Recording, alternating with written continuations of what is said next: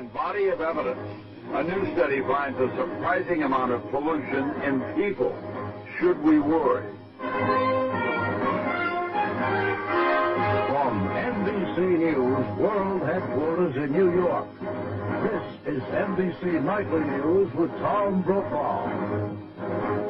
Good evening.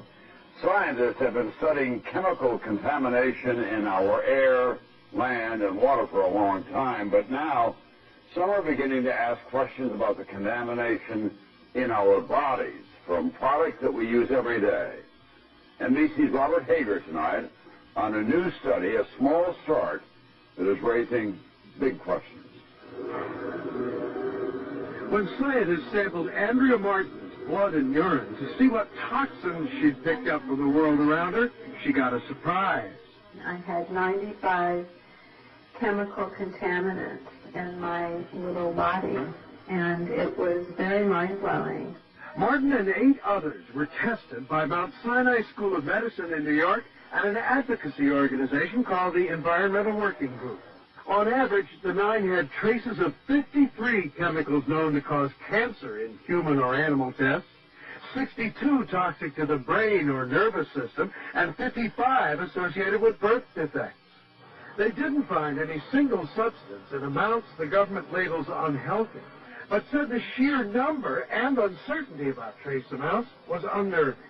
Irrefutable proof that humans carry in their bodies scores of industrial contaminants, most of which didn't exist 75 years ago.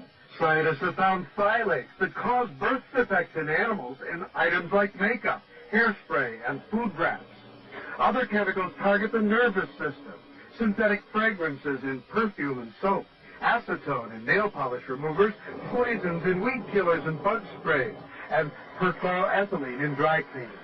In paint, there's organ-damaging xylene, but for those intent on avoiding even traces of toxic chemicals, the study's authors suggest eating organic produce, minimizing fatty foods, chemicals concentrated in fat, minimizing use of beauty products, avoiding stain removers, and seafood known to be high in mercury, like canned tuna. Maybe more caution than many care to take, but the scientists say it is amazing how much gets in our bodies. Robert Hager, NBC News, Washington.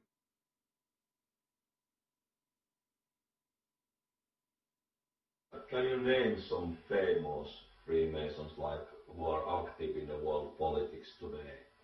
For example, first of all, we have the father of George Bush, George H. Bush.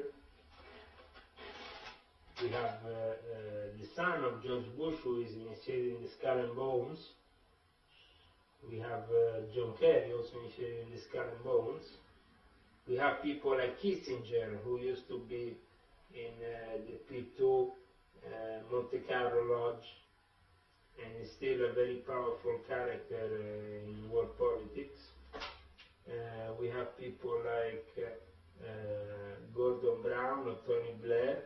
Gordon Brown was decided to be a prime minister. I remember already when I was in Kirby Lodge in October or November 2003, I already knew that Gordon Brown would become prime minister. That they were using Tony Blair for a period of time until they needed him, and then they would just flush him down the toilet and replace him with somebody that they think was more suitable for the moment. So Gordon Brown was already there at that time. This was said to me by people in Kirby Lodge 2818. Was a lodge full of bankers, people from banks. It was a lodge founded by the Bank of England, and I was part of it for a period of time. It was one of the many lodges I became part of during my course of my years in Freemasonry, because my previous mentor, Principal Liada, said you have to be basically understanding that Italian Freemasonry is divided in many different sections, many different branches. There is many Grand Masters. So the best thing you can do is to go to England and become a member of the United Grand Lodge of England in order to regularize your position. Village 2818 has a long story, and it was a very big experience for me to join this lodge for a period of time.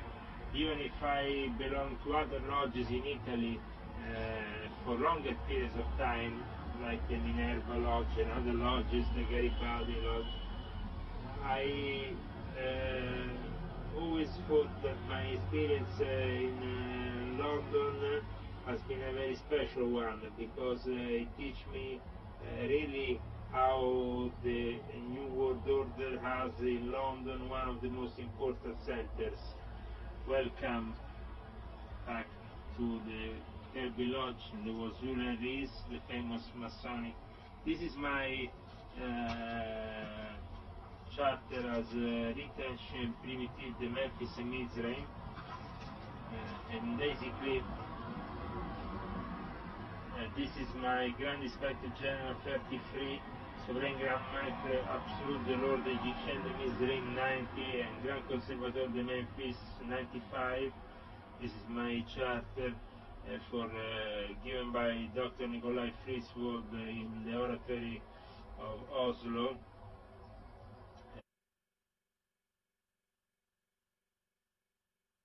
To get to the people who are really manipulating the whole thing, and those people are the usual families of Zionists and the Vatican, who is supporting them.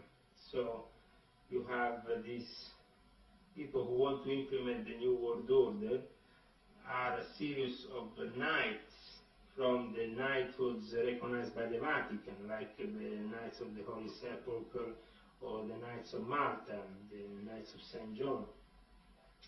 These knights are all part of the secret services in America, in the CIA, in the MI6, in MI5, in England. So these people who belong to these intelligence services have double loyalty, not only to their country but also to a holy order they belong to, and that holy order is under the control of the Pope and under the control of the various leaders of these knighthood orders. There is many knighthood orders also outside of the Vatican that control all sorts of parts of the aristocracy. We have the Royal Order of the Garter in England, which includes all the members of the various European aristocratic bloodlines that are more or less all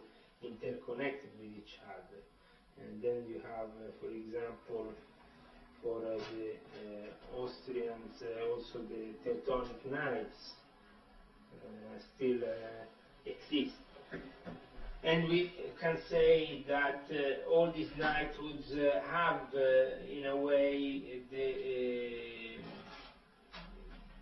they function as a military structure, invisible military structure that is not in the eyes of everybody, but only in the eyes of the people who know what is the significance of this cross put in a certain way, or this other color for this other garment, or whatever. They use special crosses, symbols to recognize each other, like they do in Freemasonry with the square of the compass.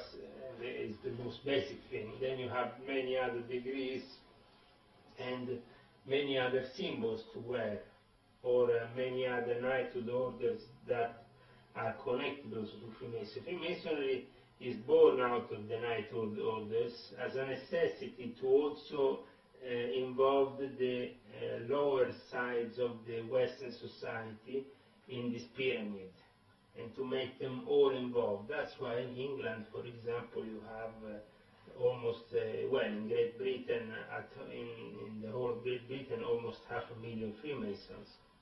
So you have not an elitarian society, but a big society with an elite that sits in the center, ruling all these people.